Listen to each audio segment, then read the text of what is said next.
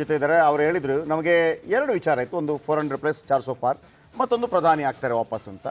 ಒಂದು ಆಗದೇ ಇದ್ದಿರ್ಬೋದು, ಆದ್ರೆ ಪ್ರಧಾನಿ ವಾಪಸ್ ಆಗ್ತಾರೆ ಅಂತ. ಇಂಥ ಹಿಂಟ್ ಇವತ್ತು ಬೆಳಗಿನಿಂದಲೇ ನಿಮಗಿತ್ತ ಅಶೋಕ್ ಅವರೇ?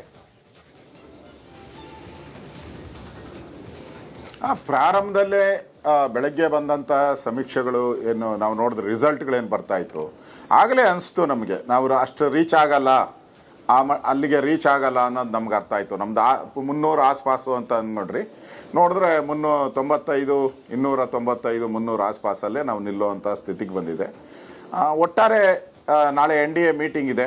ಆ NDA ಮೀಟಿಂಗಲ್ಲಿ ಪ್ರಧಾನಮಂತ್ರಿಗಳ ಆಯ್ಕೆಯಾಗಿ BJPನೇ ಮೋದಿಯವರೇ ಪ್ರಧಾನಮಂತ್ರಿಗಳಾಗಿ ಆಗ್ತಾರೆ ಅನ್ನೋ ವಿಶ್ವಾಸ. ಅದೆಲ್ಲ ನಿತೀಶ್ ಕುಮಾರ್ ಅವ್ರ ಮೇಲೆ ಅವಲಂಬಿತವಾಗಿದೆಯಾ ಅಂತ ಹೇಳಿ, ಅಂದ್ರೆ ಇವಾಗ ಡಿಸೈಡ್ ಮಾಡೋ ಅಧಿಕಾರ ಎಲ್ಲೊಂದ್ ಕಡೆ ನಿತೀಶ್ ಕುಮಾರ್ ಅವ್ರ ಕೈಯಲ್ಲಿ ಕೊಟ್ಟಂಗ ಆಗಿದೆ.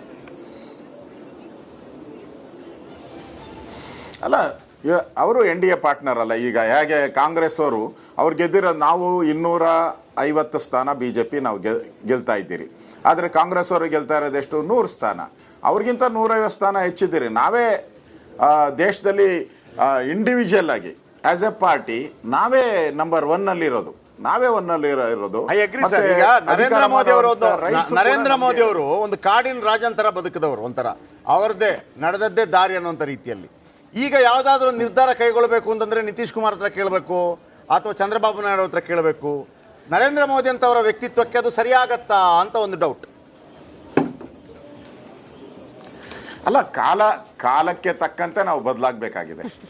ಇದು ಪ್ರಜಾಪ್ರಭುತ್ವ. ಇದು ಪ್ರಜಾಪ್ರಭುತ್ವದಲ್ಲಿ ಕಾಲಕ್ಕೆ ತಕ್ಕಂಗೆ ಬದಲಾಗಬೇಕು. ಕಾಲ ತಕ್ಕಂಗೆ ಬದಲಾಗ್ತೀವಿ ನಾವು. BJP ಹಿಂದೆ ಅಟಲ್ ಬಿಹಾರಿ ವಾಜಪೇಯಿ 21 ಪಾರ್ಟಿಯನ್ನು ಇಟ್ಕೊಂಡು ಸರ್ಕಾರ ನಡೆಸ್ತಾ ಇದ್ದೀರಿ. ಅದೇ ರೀತಿ ಮೋದಿ ಅವರು ಕೂಡ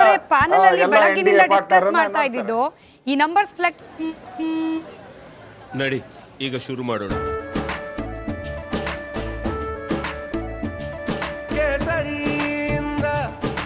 ಮನೋಲ್ಲಾಸ ಮನಸ್ಸು ಮತ್ತೇರಿ ಕುಣಿದಾಡಿದೆ ನೋಡು, ಮನಸ್ಸು ಮತ್ತೇರಿ ಕುಣಿದಾಡಿದೆ ನೋಡು. ಕ್ಷಣ ಕ್ಷಣವೂ ಆಚರಿಸಿ ಕೇಸರಿ ಹಬ್ಬ. ವಿಮಲ್ ಬಾಯಲ್ಲಿ ಹೇಳಿ ಕೇಸರಿ.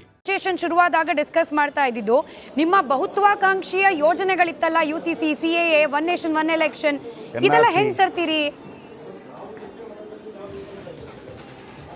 ಅದೆಲ್ಲ ಕಷ್ಟ ಆಗುತ್ತೆ ಇನ್ಮೇಲೆ. ಆ ಥರದ್ದೆಲ್ಲ ನಮ್ಮ ಪಾರ್ಟ್ನರ್ಸ್ ಜೊತೆ ಚರ್ಚೆ ಮಾಡಬೇಕು. ಆ ಥರ ಚರ್ಚೆ ಆಗಿ ಎಲ್ಲರ ಅಭಿಪ್ರಾಯ ತಗೊಂಡು ಮಾಡಬೇಕಾಗ್ತದೆ. ನೀವು 10 ವರ್ಷ ಆಡಳಿತ ಮಾಡಿರೋದೇ ಡಿಫ್ರೆಂಟು, ಈಗ ಇನ್ನು ಮುಂದೆ 5 ವರ್ಷ ಆಡಳಿತ ಮಾಡುವಂಥದ್ದೇ ಡಿಫ್ರೆಂಟು. ಅಲ್ಲ, ನರೇಂದ್ರ ಮೋದಿ ರೆಡಿ ಇರ್ತಾರ? ಒಂದು ವೇಳೆ ನರೇಂದ್ರ ಮೋದಿ ಅವರೇ ತನ್ನ ಬದಲಿಗೆ ಮತ್ತೊಬ್ಬರನ್ನು ಸೂಚಿಸಿದ್ರೆ ನಿಮ್ಮಂತ ನಾಯಕರಿಗೆ ಅದು ಓಕೆನಾ?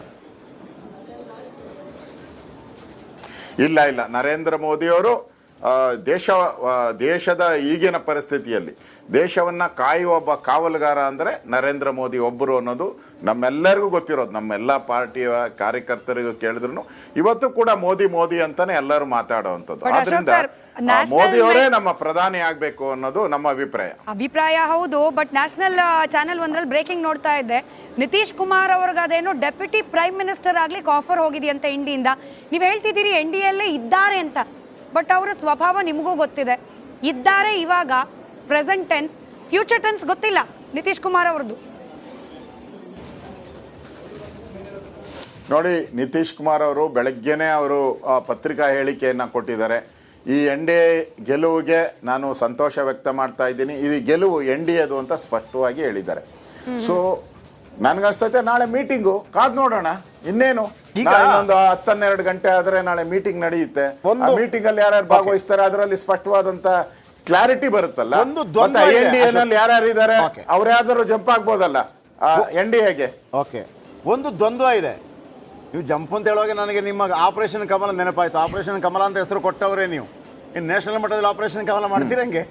ಆಪ್ಷನ್ ಏನಿದೆ ಅಂತ, ಆಪ್ಷನ್ ಏನಿದೆ? SP, TMC ಕಷ್ಟ, ಉದ್ಧವ್ ಠಾಕ್ರೆ ಕಷ್ಟ, ಶರದ್ ಪವಾರ್ ಕಷ್ಟ. ಆಪ್ಷನ್ ಏನಿದೆ ಅಂತ, ಏನು ಉಳಿತು ಅಂತ? ಈಗ ಅಶೋಕ್ ಅವರೇ, ಒಂದು ವೇಳೆ ಬೇರೆ ಸಣ್ಣ ಪಾರ್ಟಿಗಳಿದೆಯಲ್ಲ, ಇಂಡಿಪೆಂಡೆಂಟ್ ಎಲ್ಲ ಸಣ್ಣ ಪಾರ್ಟಿಗಳಿದೆ, ಆ ಸಣ್ಣ ಪಾರ್ಟಿಗಳು ಕೂಡ ಬರ್ಬೋದು. ಈ ಥರದ್ದೆಲ್ಲ ಇದೆ. ನೋಡಿ, ನರೇಂದ್ರ ಮೋದಿ ಪ್ರಧಾನಮಂತ್ರಿ ಆಗೋದು ಸ್ಪಷ್ಟವಾಗಿ ಕ್ಲಿಯರ್ ಆಗಿದೆ. ನಮ್ಮ ಯಾವುದೇ ಪಾರ್ಟ್ನರ್ ಇದುವರೆಗೂ ಆ ಥರ ಇದ್ದಿದ್ರೆ ಇಷ್ಟೊತ್ತಿಗೆ ಸ್ಪಷ್ಟವಾಗಿ ಹೇಳ್ತಾ ಇದ್ರು. ಈಗ TDP ಪ್ರೈಮ್ ಮಿನಿಸ್ಟರ್ ಕೂಡ ಈಗ ಚಂದ್ರಬಾಬು ನಾಯ್ಡು ಜೊತೆ ಮಾತಾಡಿದ್ದಾರೆ, ಮಾತಾಡಿ ಶುಭಾಶಯ ಕೋರಿದ್ದಾರೆ, ಮತ್ತೆ ಏನೇನ್ ಮಾತಾಡ್ಬೇಕೋ ಎಲ್ಲವನ್ನ ಮಾತಾಡಿದ್ದಾರೆ. ಮತ್ತೆ ನಮ್ಮ ನಾಯಕರು ಕೂಡ ಚಂದ್ರಬಾಬು ನಾಯ್ಡು, ನಿತೀಶ್ ಕುಮಾರ್ ಅವರನ್ನು ಭೇಟಿ ಮಾಡಿದ್ದಾರೆ. ಚಂದ್ರಬಾಬು ನಾಯ್ಡು ಅವರು ತಮ್ಮ ತೆಲುಗುದೇಶಂ ಪಾರ್ಟಿಯ ಮ್ಯಾನಿಫೆಸ್ಟೋದಲ್ಲಿ ಮುಸ್ಲಿಮರಿಗೆ ಮೀಸಲಾತಿ ಕೊಡುವ ಮ್ಯಾನಿಫೆಸ್ಟೋ ಅಂದ್ರೆ ಹೇಳಿಕೆಯನ್ನು ಕೊಟ್ಟಿದ್ದಾರೆ. ಆ ಕಾರಣಕ್ಕಾಗಿಯೇ ಅಲ್ಲಿ ಬಹುಮಟ್ಟದಲ್ಲಿ ಅವರಿಗೆ ಬಹುಮತ ಸಿಕ್ಕಿದೆ ಅನ್ನೋ ಮಾತುಗಳು ಸ್ವೀಪ್ ಆಗಿದೆ ಅಂತೇಳಿ. ಒಂದು ಕಡೆ ನರೇಂದ್ರ ಮೋದಿ ಅವರು ಹೇಳ್ತಾರೆ, ನನ್ನ ಜೀವವಿರೋ ತನಕ ನಾನು ಮುಸ್ಲಿಮರಿಗೆ ಮೀಸಲಾತಿ ಕೊಡೋದಕ್ಕೆ ಬಿಡೋದಿಲ್ಲ, ನಂಬರ್ 1. ಅಲ್ಲಿ TDP ನಾಯಕ ಹೇಳ್ತಾರೆ, ನಾನು ಮೀಸಲಾತಿ ಕೊಟ್ಟರೇನೆ ನಾನು ಅಧಿಕಾರಕ್ಕೆ ಬರೋದು ಮತ್ತು ಬಂದಿದ್ದಾರೆ. ಈ ದ್ವಂದ್ವ ಹಾಗಿದ್ದರೆ ಮುಸ್ಲಿಮರಿಗೆ ಮೀಸಲಾತಿ ಕೊಡೋದಕ್ಕೆ ನರೇಂದ್ರ ಮೋದಿ ಒಪ್ತಾರೆ ಅಂತ ಆಯ್ತಾಗಿದ್ರೆ ಇಲ್ಲ ನೋಡಿ, ಅದೇನಿದ್ರು ಕೂಡ NDA ಒಂದು ಸಭೆ ನಡೆಯುತ್ತಲ್ಲ, ಅದರಲ್ಲಿ ಚರ್ಚೆ ಆಗುತ್ತೆ, ಅದರಲ್ಲಿ ಒಮ್ಮತ ಮೂಡುತ್ತೆ. ಅವರು ಆಂಧ್ರ ಮಟ್ಟಕ್ಕೆ ಹೇಳಿದ್ದಾರೆ, ಅವರು ಆಂಧ್ರದ ಅವರ ವಿಧಾನ ರಾಜ್ಯಕ್ಕೆ ಸಂಬಂಧಪಟ್ಟಂತೆ ಅವರು ಹೇಳಿಕೆಯನ್ನ ಮಾಡಿದ್ದಾರೆ ಅಷ್ಟೇ. ಅಲ್ಲಿಗೆ ಏನ್ ಮಾಡಬೇಕು ಅನ್ನೋದನ್ನ ಕೂತು ಯೋಚನೆ ಮಾಡ್ತೀರಿ NDA. ಈಗ ಬಹಳ ಪ್ರಿಲಿಮಿನರಿ ಅದು ಇದೆಲ್ಲ. ರಾಜ್ಯ ಬಿಜೆಪಿ ಘಟಕಕ್ಕೆ ಟೇಕ್ ಅವೇಸ್ ಏನ್ ಸರ್? ಇದರಿಂದ ರಾಜ್ಯ ಬಿಜೆಪಿಯ ಕೆಲ ಜವಾಬ್ದಾರಿಗಳ ಮೇಲೆ ಏನಾದರೂ ಪರಿಣಾಮ ಬೀರೋ ಸಾಧ್ಯತೆಗಳಿದೆಯಾ? ಇಲ್ಲ, ನಮ್ದು ಕರ್ನಾಟಕದ ಬಿಜೆಪಿಗೆ ಸಂಬಂಧಪಟ್ಟಂತೆ ಕರ್ನಾಟಕದ ಜನ ನಮಗೆ ಬೆಂಬಲ ಕೊಟ್ಟಿದ್ದಾರೆ, ನಾನು ಅಭಿನಂದನೆ ಸಲ್ಲಿಸ್ತೀನಿ. ಒಂದು ರೂಲಿಂಗ್ ಪಾರ್ಟಿ ಇದ್ರೂ ಸಹ 136 ಜನ MLA ಇದ್ರೂ ಕೂಡ ಜನ ಸಿದ್ದರಾಮಯ್ಯ ಮತ್ತು DK ಶಿವಕುಮಾರ್ ಇಬ್ಬರಿಗೂ ಸೋಲನ್ನಪ್ಪಿದ್ದಾರೆ. ಸಿದ್ದರಾಮಯ್ಯನವರು ಮೈಸೂರಲ್ಲಿ ಸೋತಿದ್ದಾರೆ, ಕಾಂಗ್ರೆಸ್ಸಿನ ಅಧ್ಯಕ್ಷರು ಬೆಂಗಳೂರು ಗ್ರಾಮಾಂತರ ಕನಕಪುರದಲ್ಲಿ ಸೋತಿದ್ದಾರೆ.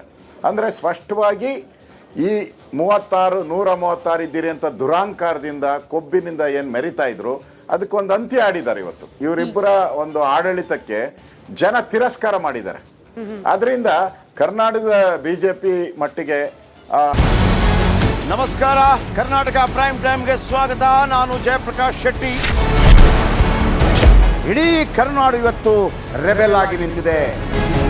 ಈ ಹಗರಣಗಳನ್ನು ಸದನದಲ್ಲಿ ಪ್ರಸ್ತಾಪ ಮಾಡಲು ಕೂಡ ಕಾಂಗ್ರೆಸ್ ಹಿಂದೇಟು ಹಾಕಿದ್ದೇಕೆ?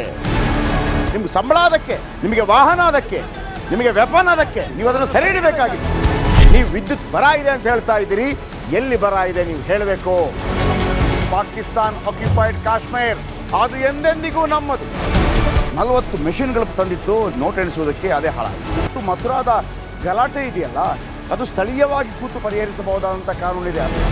ಗ್ಯಾರಂಟಿ ಯೋಜನೆಯಿಂದ ನಷ್ಟ ಆಗಿದೆ, ಲಾಭ ಆಗಿದೆ, ದಯವಿಟ್ಟು ಹೇಳಿ. Dawood Ibrahim most wanted criminal ಯಾವಾಗಾದ ಅಂದರೆ ಇಲ್ಲಿ ತನಕ ಭಾರತ ದೇಶದಲ್ಲಿ ಓರ್ವ ದಲಿತ ಪ್ರಧಾನಿಯಾದಂಥ ಇತಿಹಾಸವೇ ಇಲ್ಲ. ರಿಪಬ್ಲಿಕ್ ವರ್ಲ್ಡ್ ಆಪ್ ಇದು ಕೇವಲ ಅಪ್ಲಿಕೇಶನ್ ಅಲ್ಲ, ಸಮಗ್ರ ಸುದ್ದಿಗಳ ಸಂಪರ್ಕ ಮಾರ್ಗಕ್ಕೆ ಕ್ರಾಂತಿಕಾರಿ ಬದಲಾವಣೆ. ರಿಪಬ್ಲಿಕ್ ವರ್ಲ್ಡ್ ಆಪ್ ಕೇವಲ ಸುದ್ದಿ ಅಪ್ಲಿಕೇಶನ್ ಅನ್ನ ಪರಿಚಯ ಮಾಡ್ತಾ ಇಲ್ಲ, ಬದಲಾಗಿ ಡಿಜಿಟಲ್ ಸುದ್ದಿ ಬಳಕೆಯ ಹೊಸ ಯುಗಕ್ಕೆ ನಾಂದಿ ಹಾಡ್ತಾ ಇದೆ. ಇದೊಂದು ಬ್ರೇಕಿಂಗ್ ನ್ಯೂಸ್, ಪ್ರಭಾವಶಾಲಿ ಕಾರ್ಯಕ್ರಮಗಳಿಗೆ ಗಟ್ಟಿಯಾದ ವೇದಿಕೆ. ರಿಪಬ್ಲಿಕ್ ವರ್ಲ್ಡ್ ಅಪ್ಲಿಕೇಶನ್ ಈಗ ಲೈವ್ ಆಗಿದೆ.